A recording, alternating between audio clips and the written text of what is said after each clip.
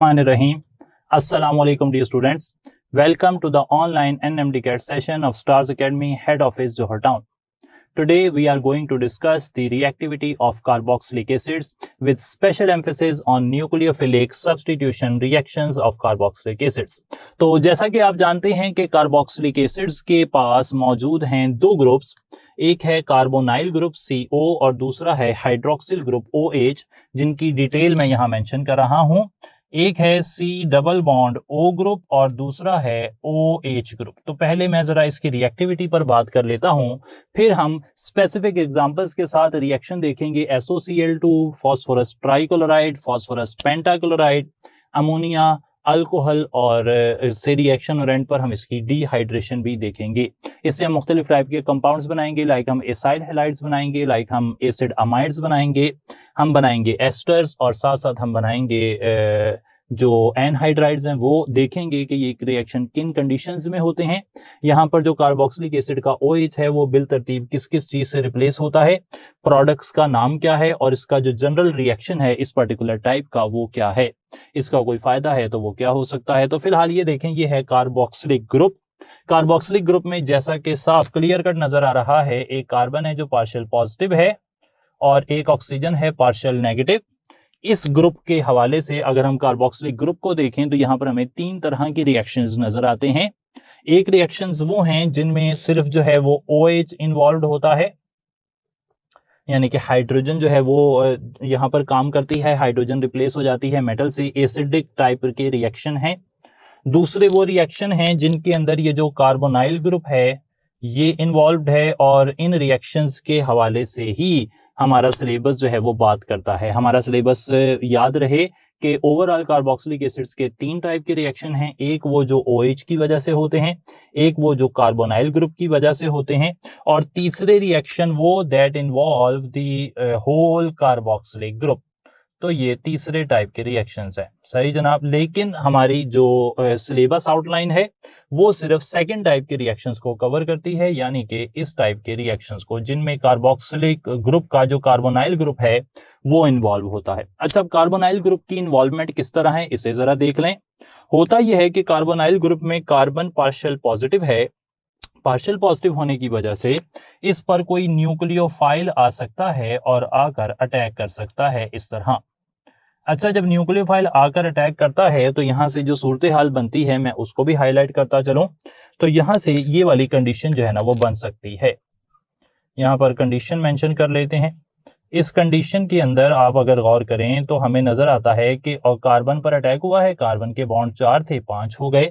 जब कार्बन के बॉन्ड 5 हो जाएंगे तो कार्बन का सिचुएशन जो है ना वो इस तरह बन जाएगी। कार्बन एक, यहाँ पर OH है, यहाँ पर O पर नेगेटिव है और यहाँ पर न्यूक्लियोफाइल आकर जुड़ गया है। अच्छा, अब क्या हुआ है कि जब ये नेगेटिव वापस आएगा ना जी, ये नेगेटिव वापस आता है यहाँ पर, तो नेगेटिव के वापस आने से अब इस कार्बन के पास कुछ ऑप्शंस बन गए हैं।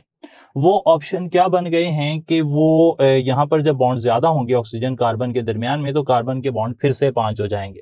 5 बॉन्ड हो जाएंगे, कार्बन बॉन्ड बनाता है 4, तो फिर अब उसे एक बॉन्ड तोड़ना पड़ेगा। वो बॉन्ड टूट सकता है यहाँ पे कार्बन का आगे मौजूद, कार्बन से मोस्ट प्रोबेबली ना यहाँ पे आगे कार्बन होता ही है, जैसे कि acetic acid, propanoic acid, butanoic acid, pentanoic acid वगैरह। अगर फॉर्मिक एसिड भी है तो यहाँ पे हाइड्रोजन है। कार्बन हाइड्रोजन बॉन्ड भी इतना आसानी से टूटने वाली चीज जो है वो नहीं होती। तो या तो वो ये बॉन्ड टूटे, ये लीस्ट लाइकली है। कार्बन कार्बन बॉन्ड और कार्बन हाइड्रोजन बॉन्ड जो है ना वो आमतौर पर इस तरीके से टूटते नहीं हैं, यानी कि जो है ना वो हेट्रोलिटिक क्लीवेज जिसे कहते हैं, जिससे आयन बनते हैं ना, उससे ये बॉन्ड नहीं टूटते। कार्बन कार्बन बॉन्ड टूटेगा तो वो होमोलिटिक क्लीवेज ही होगी, यानी कि उसमें फ्री रेडिकल बनेंगे, वरना नहीं टूटेगा।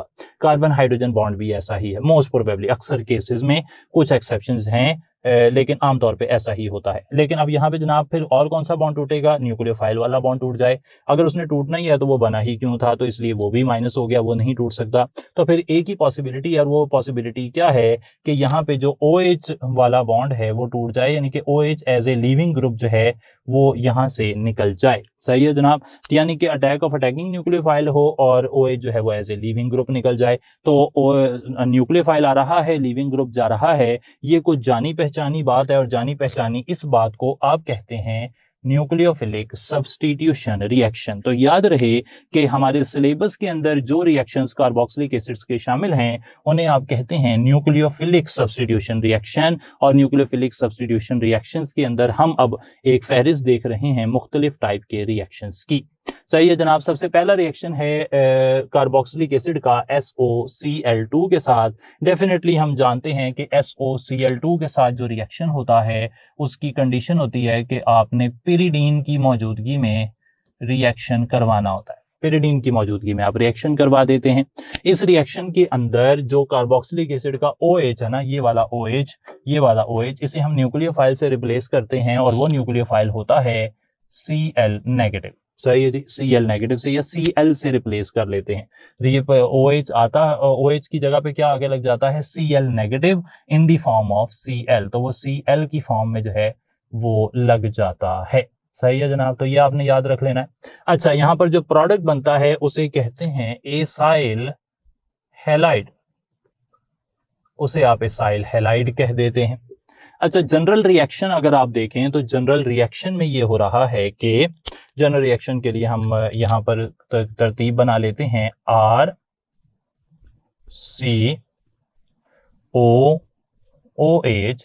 वो मिलती है SOCl2 से।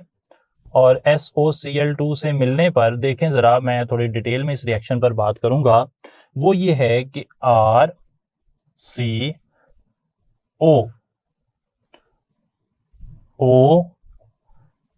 SOCl plus H positive plus Cl negative, ये बनता है पहले स्टेप में। अच्छा, पहले स्टेप में ना ये वाली स्पीशी बनती है, यानी कि यहां से हाइड्रोजन, यहां से क्लोरीन, ये मिलकर अलग हो जाते हैं और बाद में ये वाली स्पीशी बनती है। याद रहे कि मैंने ये बात पहले भी आपसे डिस्कस की थी कि OH जो है ना वो एक पावरफुल न्यूक्लियोफाइल है, और अगर क्लोरीन ने OH को रिप्लेस करना है ना तो क्लोरीन के पास वो पावर नहीं है कि वो OH को डायरेक्टली रिप्लेस कर सके। ये बात हमने देखी हुई है कौन से रिएक्शन में, ल्यूकास टेस्ट में, HCl और ZnCl2। हमने कहा था ZnCl2 कैटलिस्ट का काम करता है, वो OH को एक गुड लीविंग ग्रुप बनाता है। यहां पर भी देखें कि अगर OH अकेला पड़ा हो तो आप उसे HCl डाल के रिप्लेस नहीं कर सकते, बल्कि यहाँ पे आपने SOCl2 डाला जिसने OH को तब्दील कर दिया इस चीज में जो एक गुड लीविंग ग्रुप बन गई है। तो कई दफा हम रिएक्शन के अंदर ना ऐसी कंडीशंस लेकर आते हैं जो गुड लीविंग ग्रुप बना देती हैं हमारी स्पीशीज को, और फिर वो गुड लीविंग ग्रुप जो हैं उनका निकलना आसान हो जाता है। अब ये जो क्लोराइड है ये आसानी यहाँ पे अटैक करेगा, और इस अटैक से जो है ना पहले ये बॉन्ड ऊपर जाएगा ऑक्सीजन पर, और जब वो वापस आएगा जैसा मैंने पहले शो किया तो ये वाला सारा हिस्सा जो है वो निकल जाएगा। यहाँ से जो फाइनल प्रोडक्ट बनते हैं आप फाइनल प्रोडक्ट देख सकते हैं किताब के अंदर भी, और यहाँ पर भी मैं वाज़ेह कर देता हूँ। तो यहाँ से एक बनता है RCOCl, एक बनती है SO2, एक बनता है HCl। सही है जनाब। तो ये यहाँ पे आपको बाई प्रोडक्ट मिल जाएंगे, दोनों गैसेज हैं और साथ एसाइल हैलाइड है। अच्छा, PCl3 के लिए रिएक्शन हो तो फिर इसमें कोई ना खास हमें कंडीशन ऐसा नहीं चाहिए होती। यहाँ पर भी Cl ही रिप्लेस होता है, यहाँ भी प्रोडक्ट एसाइल हैलाइड ही है, और यहाँ पर जो मैकेनिज्म है जनरल रिएक्शन उसमें कोई खास साइंस नहीं है। सिंपल RCOOH जो है ये PCl3 से मिलता है, और इस रिएक्शन के नतीजे में हमें जो प्रोडक्ट मिलते हैं ना जी, वो प्रोडक्ट होते हैं RCOCl और प्लस H3PO3 बन जाता है। अच्छा, यहाँ पे कोई बहुत ज्यादा साइंटिफिक बात जो है वो ऐसा हमें नहीं मिलती। इसके बाद आगे चलें PCl5 के साथ। यहाँ भी कोई खास सॉल्वेंट नहीं है, यहाँ भी Cl ही रिप्लेस करेगा, यहाँ भी एसाइल हैलाइड ही बनेगा। यहाँ पर जो रिएक्शन है वो मैं मेंशन कर देता हूँ, RCOOH को मिलाया जा रहा है PCl5 से, और यहाँ पर जो मेन प्रोडक्ट है अगेन जैसा कि मैंने कहा एसाइल हैलाइड ही है, और एसाइल हैलाइड के साथ यहाँ पर फास्फोरस ऑक्सी ट्राइक्लोराइड और साथ HCl बन सकता है। अच्छा, अमोनिया के साथ रिएक्शन के अंदर जो है ना वहां पर बनता है अमाइड, अमोनिया के साथ अमाइड बनता है। कंडीशन कोई ऐसा खास नहीं है, बाद में हीट करना पड़ता है अलबत्ता सेकंड स्टेप में। पहले स्टेप में तो हीटिंग कोई नहीं है, सिंपल ऐड होते हैं दोनों, बाद में हीट करना पड़ता है। यहाँ पर जो OH है वो रिप्लेस हो जाता है NH2 से। सही है जी, अमाइनो ग्रुप यहाँ पर इंट्रोड्यूस हो जाता है, और इसी मुनासबत से जो प्रोडक्ट है उसका नाम है एसिड अमाइड। तो रिएक्शन की अगर बात की जाए तो RCOOH अमोनिया से मिलता है और पहले स्टेप के अंदर यहां पर बनता है RCOONH4 और वो बाद में हीट करने पर टूट जाता है, उसने हीटिंग से टूट जाना होता है RCONH2 और साथ वाटर में। यहां पर मैं एक इंपॉर्टेंट बात आपसे डिस्कस कर लूं, वो ये है कि जो एसिड अमाइड है उसको हम लिखेंगे इनडायरेक्ट प्रोडक्ट। और ये कैसे, ये देखें जरा कि एसिड से जो अमाइड है वो डायरेक्टली नहीं बनता बल्कि वो इनडायरेक्टली बनता है। पहले स्टेप में जो बन रहा होता है वो अमोनियम एसीटेट है और बाद में अमोनियम एसीटेट टूटकर वो आपको प्रोडक्ट देता है। तो याद रखना है कि अमोनिया के साथ जो रिएक्शन है उससे जो अमाइड बनता है वो डायरेक्टली नहीं बनता बल्कि वो एक इनडायरेक्ट प्रोडक्ट है। अच्छा, यहाँ पर अब अल्कोहल की बात करें, वेरी इंपॉर्टेंट, बहुत ज्यादा हमें यहाँ पे चीजें देखने को मिलती हैं। तो यहाँ पर जो रिएक्शन हो रहा है अल्कोहल के साथ, उस रिएक्शन के लिए एसिड कैटालिस्ट बड़ा जरूरी है। पहले स्टेप में एसिड ने ही अटैक करना होता है और प्रोटोनेशन करता है वो यहाँ पर वो काम करता है। यहाँ पर जो OH है वो रिप्लेस हो रहा होता है और वो रिप्लेस हो रहा होता है OR से, यानी कि अल्कोहल जो है ना, अल्कोहल का जो R है वो आकर रिप्लेस कर रहा होता है, यहाँ पर RO ग्रुप जो है वो रिप्लेस कर देता है OH ग्रुप को। इस प्रोडक्ट का नाम है एस्टर। एस्टर्स के हवाले से मैं बताता चलूं कि मुख्तलिफ एस्टर्स हमारे बुक्स के अंदर भी लिखे हुए हमें मिलेंगे और उनके मुख्तलिफ ऑर्डर्स लिखे हो सकते हैं। अमाइल एसीटेट है, ब्यूटाइल एसीटेट है, ऑक्टाइल एसीटेट है, ब्यूटाइल मैलिएट है, मुख्तलिफ किस्म के हैं। तो उनकी स्मेल्स जो हैं वो आपने लाजमी तौर पर देखनी है, उसका चार्ट वगैरह एक बना लेना है। अच्छा, जनरल रिएक्शन की बात की जाए तो RCOOH मिल रहा होता है R-OH के साथ। पर्टिकुलरली इंपॉर्टेंट थिंग इज, बहुत ज्यादा अहम चीज ये है कि यहाँ पर जो आपके पास एसिड जो है ना वो एज कैटालिस्ट काम करता है and what you get is RCOOR- and which is named as ester.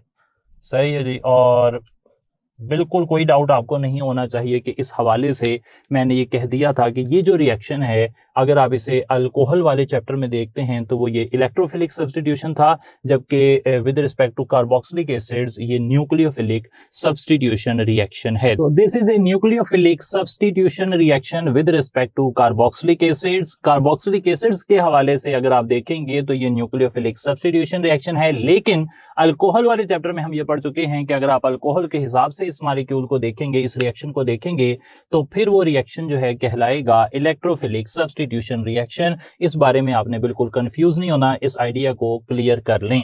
अच्छा जी, आगे चलते हुए डिहाइड्रेशन रिएक्शन बात चल रही है। डिहाइड्रेशन यानी कि रिमूवल ऑफ वाटर होगी। एक कार्बोक्सिलिक एसिड दूसरा कार्बोक्सिलिक एसिड मिलेंगे और इस अमल के दौरान जो है वो वाटर मॉलिक्यूल निकल जाएगा। ये रिएक्शन होता है यूजुअली फॉस्फोरस पेंटाऑक्साइड और हीट की मौजूदगी में। गर्म करना पड़ता है फॉस्फोरस पेंटाऑक्साइड की मौजूदगी में, जो कि एक डिहाइड्रेटिंग एजेंट है। यहां पर जो OH है वो रिप्लेस हो जाएगा OCOR के साथ। सही है जनाब, इससे रिप्लेस हो जाएगा। इस प्रोडक्ट को कहते हैं एसिड एनहाइड्राइड। तो एसिड एनहाइड्राइड यहां पर जो है प्रोडक्ट बन जाता है। रिएक्शन में RCOOH को एक और RCOOH से आप मिलाते हैं। कंडीशन मैंने आपके साथ पहले डिस्कस कर ली, फॉस्फोरस पेंटाऑक्साइड होता है और हीट भी करेंगे आप, तो यहां से प्रोडक्ट बन जाता है RCOOCOR और डेफिनेटली यहां पर एक वाटर मॉलिक्यूल जो है वो भी बन जाएगा।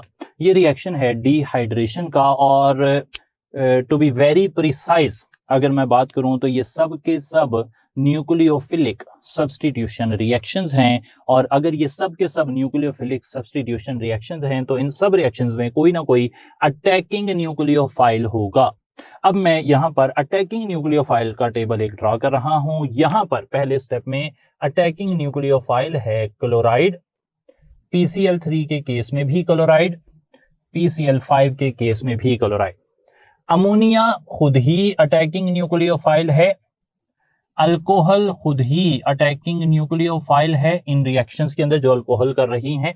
और डिहाइड्रेशन के अंदर जो कार्बोक्सिलिक एसिड का मॉलिक्यूल है, एक मॉलिक्यूल उसका जो ऑक्सीजन है वो अटैकिंग न्यूक्लियोफाइल का काम करता है, यानी कि एक मॉलिक्यूल दूसरे मॉलिक्यूल पर अटैक कर देता है। तो ये अटैकिंग न्यूक्लियोफाइल आ गई, क्योंकि न्यूक्लियोफिलिक सब्स्टिट्यूशन है तो डेफिनेटली ये सवाल तो फिर बन सकता है पेपर में कि कौन अटैकिंग न्यूक्लियोफाइल है किस रिएक्शन में। अब हम थोड़ी सी बात अब नेक्स्ट जो हम करने वाले हैं वो है कुछ मशहूर एस्टर्स, उनकी फ्लेवर्स की बात करेंगे, साथ इंटरकन्वर्जन की बात करेंगे कि जो एसिड क्लोराइड्स हैं, अमाइड्स हैं, एस्टर्स हैं और एनहाइड्राइड्स हैं, ये कैसे कार्बोक्सिलिक एसिड्स में या आपस में कन्वर्ट हो सकते हैं।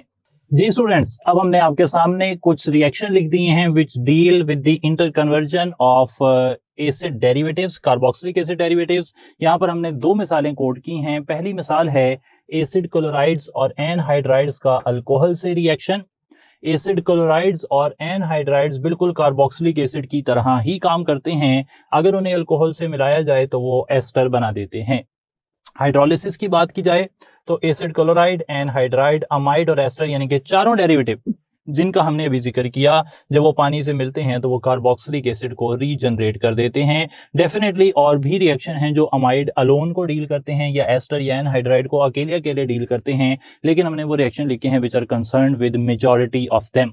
तो ये आपने रिएक्शन देख लेने हैं। फर्दर कुछ रिएक्शंस जो कि लेस इंपॉर्टेंट या रेलिवेंट है उन्हें हमने बुक में डेफिनेटली डिस्कस किया है। अच्छा, यहाँ पर अब हमने कुछ एस्टर्स लिखे हैं और एमाइल एसीटेट, इसकी बनाना लाइक स्वीट स्मेल होती है, amyl butyrate apricot like smell, ethyl butyrate pineapple, octyl acetate orange. आप अपनी जो भी टेक्स्ट बुक आप फॉलो कर रहे हैं या फिर जो स्टार्स की बुक है उसके अंदर इससे ज्यादा एग्जाम्पल देख सकेंगे। फिलहाल हम आ जाते हैं कुछ क्वेश्चंस की तरफ। अगेन हमने क्वेश्चंस पास पेपर से भी लिए हैं और कुछ एडिशनल क्वेश्चंस भी यहाँ पर रखे हैं ताकि आपकी अंडरस्टैंडिंग को चेक किया जा सके। फॉर एग्जाम्पल पहला क्वेश्चन जो मैं आपसे डिस्कस कर रहा हूं उसमें हम ये लिख रहे हैं कि acidic acid reacts with ethyl alcohol to produce ester CH3 COO C2H5 plus water. ये एक रिएक्शन है and what is the type of this reaction. ये जो रिएक्शन आपके सामने लिखा हुआ है इसकी टाइप क्या है? क्या ये न्यूक्लियोफिलिक एडिशन रिएक्शन है या फिर न्यूक्लियोफिलिक सब्स्टिट्यूशन रिएक्शन है या फिर इलेक्ट्रोफिलिक सब्स्टिट्यूशन रिएक्शन है या फिर इलेक्ट्रोफिलिक एडिशन रिएक्शन है? ये बात डेफिनेटली मैं यहाँ पर क्लियर कर चुका हूँ पहले ही। अभी थोड़ी देर पहले मैंने बात की कि कार्बोक्सिलिक एसिड जो है ना, चैप्टर तो पहले उनका चल रहा है तो उस हिसाब से हम डील करेंगे कि ये किस टाइप का सवाल है, लेकिन पेपर में तो हमें नहीं पता कि किस चैप्टर के हवाले से सवाल हो रहा होता है, वहां तो पूरा सिलेबस होता है। तो याद रखना है कि एस्टरिफिकेशन को जब भी एक जनरल सवाल, यहाँ पे उसने नहीं बताया कि कौन से मॉलिक्यूल पे अटैक हो रहा है, अल्कोहल के हिसाब से बात हो रही है या कार्बोक्सिलिक एसिड के हिसाब से बात हो रही है, तो एस्टरिफिकेशन जनरली हमेशा जो है वो न्यूक्लियोफिलिक सब्स्टिट्यूशन रिएक्शन कंसिडर किया जाता है। किसी रिएक्शन की टाइप को जब हम जज कर रहे होते हैं तो हम मॉलिक्यूल्स को देख लेते हैं कि कौन कौन से मॉलिक्यूल्स रिएक्शन कर रहे हैं। अल्कोहल OH ग्रुप और कार्बोक्सिलिक एसिड COOH ग्रुप में हम जानते हैं कि कार्बोक्सिलिक ग्रुप जो है इसे प्रायोरिटी दी जाती है, जब आप नंबरिंग दे रहे हो तब भी इसे प्रायोरिटी दी जाती है। जनरली भी COOH जो है उसकी जो इंपॉर्टेंस है वो ज्यादा है। इंपॉर्टेंस का मतलब है कि वो हायर इन सीरीज है, अल्कोहल की ऑक्सीडेशन से वो बनता है, वो जो भी हमारे ऑर्गेनिक कंपाउंड्स हैं उनकी एंड पर वो पाया जाता है। टर्मिनल पोजीशन पर, टॉप पर, पीक पर कार्बोक्सिलिक ग्रुप है। तो याद रखना है कि आप इस तरह समझ सकते हैं, मतलब मैं ये कोई साइंटिफिक रूल नहीं बता रहा, लेकिन आपकी और हमारी अंडरस्टैंडिंग के लिए बता रहा हूं कि अल्कोहल और एसिड जब रिएक्शन कर रहे हैं और आपको ये सवाल आए कि what is the type of this reaction, तो आप मानेंगे कि कार्बोक्सिलिक एसिड के हिसाब से आपको सवाल पूछा गया है और कार्बोक्सिलिक एसिड के हिसाब से ये एक न्यूक्लियोफिलिक सब्स्टिट्यूशन रिएक्शन जो है वो बन रहा है। अच्छा, एक और सवाल पास पेपर में जो है वो पूछा गया था और वो पूछा ये गया था कि what is the smell of ethyl butyrate. तो दो एस्टर्स जो है वहां पर पूछे गए थे और उनकी स्मेल पूछी गई थी, लेकिन फिलहाल हमने सिर्फ इथाइल ब्यूटाइरेट के हवाले से सवाल पूछे। और बिल्कुल एक याद दहानी वाला सवाल है कि रिकॉलिंग बेस्ड सवाल की इसकी स्मेल जो है वो पाइनएप्पल लाइक होती है। तो मैंने यहाँ पर 4 मिसालें लिखकर ही उसमें से पूछ लिया था, कि सिर्फ ये बताना मकसद था मेरा कि सवाल इस तरह जो है वो पूछे जा सकते हैं। अच्छा, एक और सवाल देखें कितना इंटरेस्टिंग और सादा सवाल है। और सवाल ये है कि फॉर एग्जाम्पल यही रिएक्शन, सेम रिएक्शन की बात हो रही है, इथाइल अल्कोहल और acetic acid, what catalyst is used in this reaction. इस रिएक्शन में जी कैटालिस्ट कौन सा इस्तेमाल होता है। अब जरा देखें कि हमने यहां पर जो कैटालिस्ट पढ़ा हुआ है, हमने कहा था यहां पर एसिड कैटालिस्ट होता है, लेकिन यहां पर जो एसिड है वो तो नाइट्रिक एसिड भी एसिड है, सल्फ्यूरिक एसिड भी एसिड है। तो याद रखना है कि कोई भी एसिड जो है वो ऐसा यहां पर इस्तेमाल नहीं हो सकता। आमतौर पर जो नाइट्रिक एसिड है ना, उसके साथ प्रॉब्लम यह है कि नाइट्रिक एसिड एक ऑक्सीडाइजिंग एजेंट भी है। तो सेकंड ईयर सिलेबस में आप पढ़ते हैं कि नाइट्रिक एसिड एक ऑक्सीडाइजिंग एजेंट भी है, वो सिर्फ एसिड नहीं है बल्कि वो ऑक्सीडाइजिंग एजेंट भी है। जैसा कि हमने इसको एल्डिहाइड की ऑक्सीडेशन में और कीटोन की ऑक्सीडेशन में देखा है। तो सल्फ्यूरिक एसिड जो है ना, वो सिर्फ एक एसिड होता है और एज एन एसिड ही वो काम करता है, उसका कोई इजाफी काम नहीं होता। इसलिए सल्फ्यूरिक एसिड को यहां पर एज ए कैटालिस्ट जो है वो इस्तेमाल किया जाता है। इसी हवाले से ये जो अभी हमने इंफॉर्मेशन लिखी, उसी हवाले से मैं एक और सवाल यहां पर पूछ रहा हूं, और ये मेरा फेवरेट क्वेश्चन है जी। इस क्वेश्चन पर आपने जो है वो नजर रखनी है। ये सवाल का जवाब आपने लाजमी सोचना है, बहुत जरा इंपॉर्टेंट सवाल है। सवाल ये है कि sulfuric acid is used as catalyst in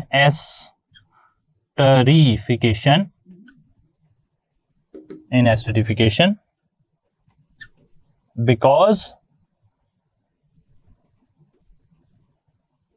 it, तो सवाल है कि सल्फ्यूरिक एसिड जो है वो आप कैटालिस्ट के तौर पर इस्तेमाल करते हैं, जैसा कि मैंने पहले कहा एस्टरिफिकेशन में। तो इसकी वजह क्या है, क्यों आप इसे एज ए कैटालिस्ट इस्तेमाल करते हैं। पहला ऑप्शन देखें, it is regenerated at the end, क्योंकि एंड पे रीजनरेट हो जाता है, आप इसलिए इसे कैटालिस्ट के तौर पर इस्तेमाल करते हैं। क्या यह बात सही है? क्या हम कैटालिस्ट को सिर्फ इसलिए इस्तेमाल करते हैं कि वो रिएक्शन के एंड पे रीजनरेट हो जाता है? जी नहीं, कैटालिस्ट की प्रॉपर्टी है कि वो रिएक्शन के एंड पे रीजनरेट हो जाता है, लेकिन हम कैटालिस्ट को इसलिए नहीं डालते। बिकॉज हमने वजह क्या पूछनी है कि किसे क्यों कैटालिस्ट के तौर पे डाला, ये नहीं वजह पूछ रहे हम कि कैटालिस्ट जो है वापस रीजनरेट हुआ या नहीं। तो हालांकि अल्फा जो है वो सही इंफॉर्मेशन है कि सल्फ्यूरिक एसिड डेफिनेटली रीजनरेट हो जाएगा रिएक्शन के एंड पे, लेकिन ये रीजन नहीं है इसको कैटालिस्ट के तौर पर इस्तेमाल करने की। ये रीजन नहीं है कि आप इसे क्यों कैटालिस्ट के तौर पर इस्तेमाल करेंगे।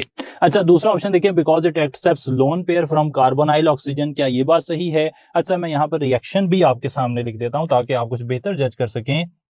पहला स्टेप जो है ना जी रिएक्शन का, वो ये होते हैं कि ये जो RCO है, O और OH, यहाँ पर जो एसिड का प्रोटॉन है ना जी, वो ऑक्सीजन से लोन पेयर ले लेता है। बिल्कुल सही है, बीटा ऑप्शन जो है ना वो स्टेटमेंट सही है कि वाकई में जो प्रोटॉन है वो ऑक्सीजन से लोन पेयर लेता है पहले स्टेप में। लेकिन अगेन ये वजह नहीं है कि हम सल्फ्यूरिक एसिड को कैटालिस्ट के तौर पर क्यों इस्तेमाल करते हैं। हम कैटालिस्ट के तौर पर इसलिए इस्तेमाल नहीं करते कि वो जो है वो ऑक्सीजन से बॉन्ड बना दे, सही है, बल्कि असल में वजह क्या होती है, वो वजह होती है, ये देखें जरा, असल वजह हमारी इसको इस्तेमाल करने की कैटालिस्ट के तौर पर यह है कि जब RCOH